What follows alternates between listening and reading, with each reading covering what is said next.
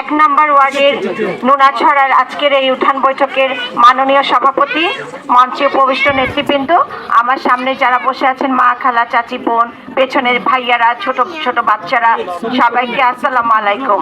এবং এখানে মঞ্চে উপবিষ্ট আছেন এক মুরব্বী জাকির চাচা, উনি সম্ভবত আমার স্বামীর একজন আস্থাভাজন, অনেক স্নেহের আসলাম সাহেব, নিশ্চয়ই উনি কষ্ট করে উনি এখানে উপস্থিত হয়েছেন, ওনাকে আমি জানাচ্ছি আমার পক্ষ থেকে সালাম।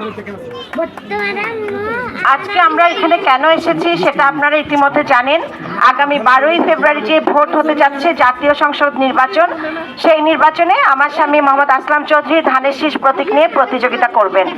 এই প্রতিযোগিতায় ওনাকে জয়ী করতে হলে আপনাদের কি করতে হবে?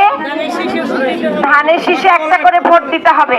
এই যে এখানে আপনাদের এত বড় একটা উপস্থিতি, এই উপস্থিতি যদি প্রত্যেকটা ভোটার, আপুরা, খালারা, ভাবিরা সবাই উপস্থিত থাকেন ভোটের দিন, আজকে যেভাবে এখানে উপস্থিত থেকেছেন, ভোটের দিনও যদি এখানে প্রত্যেকটা ভোটার উপস্থিত থাকেন, তাহলে তো আমার স্বামীকে ঠেকায় কে? এই ধানের শীষকে ঠেকায় কে?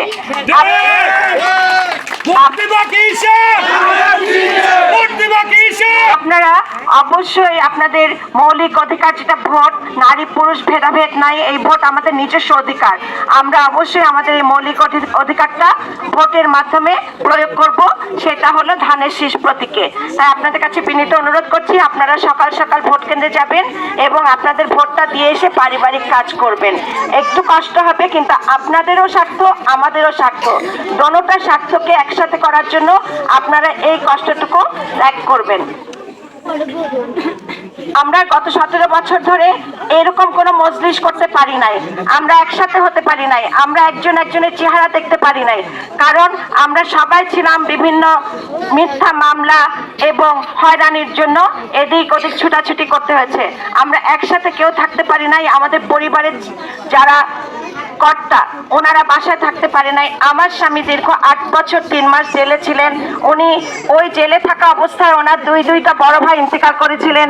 উনি ওনার বড় ভাইদের জানাজায় পর্যন্ত আসার সুযোগ পান নাই, ওনাকে সুযোগ দেওয়া হয় নাই। তাই এত কষ্ট, এত নির্যাতনের পরে যে আমরা সুযোগটা পেয়েছি, আমরা আমাদের ভোট দিয়ে আমরা ওনাকে সাহায্য করব, ওনার হাতকে শক্তিশালী করব ধানের শীষে ভোট দিয়ে, যাতে উনি এই সীতাকুণ্ড তথা চট্টগ্রাম 4কে একটা মডেল টাউন হিসাবে উনি যেন সংসদে এই সীতাকুণ্ডকে আলাদা করে পরিচয় করিয়ে দিতে পারেন। এই জন্য আপনাদের দরকার ধানের শীষে ভোট। আরেকটা কথা, মা বোনদেরকে বিশেষ করে আমি অনুরোধ করছি, আপনারা একটু আমার কথাটা শুনেন। আপনারা একটা জিনিস খেয়াল করবেন,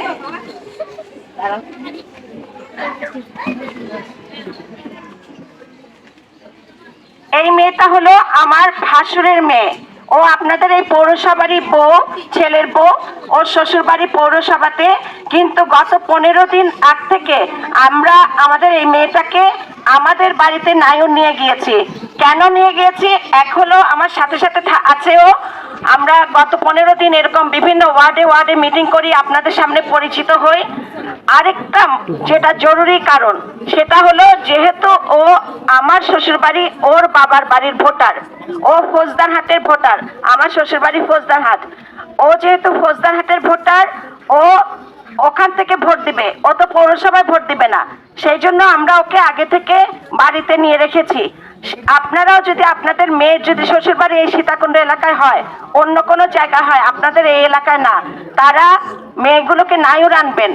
আর আপনাদের যদি কারো ছেলের বউরা থাকে এই সীতাকুণ্ডের, সেই বউ যদি ওই বউ যদি বাপের বাড়ির ভোটার হয়, আপনারা বউটাকে দয়া করে বাপের বাড়িতে নায়র পাঠাবেন, যাতে ওই একটা ভোটও যোগ হয়ে আমার স্বামীর ভোটের সংখ্যা বৃদ্ধি হয়।